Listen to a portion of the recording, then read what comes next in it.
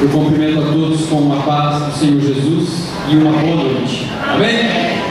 Nesse momento, nós vamos estar orando, dando abertura a essa cerimônia, de agradecimento a Deus pela finalização desse curso, pelo conhecimento, que os irmãos puderam, dentro desse um ano, que vocês puderam obter a respeito daquilo que é da parte de Deus.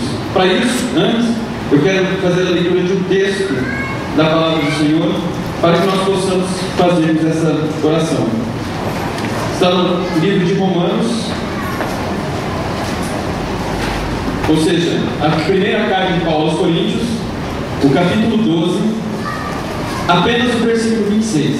A primeira carta de Paulo aos Coríntios, o capítulo 12, apenas o versículo 26, que diz assim: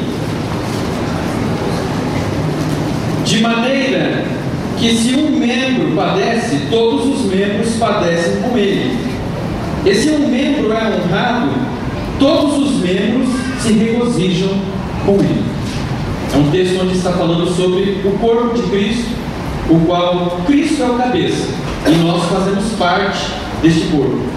Quando um membro desta igreja, desse corpo, está passando por um momento difícil, todos nós nos compadecemos, nós buscamos a Deus, nós buscamos por uma solução.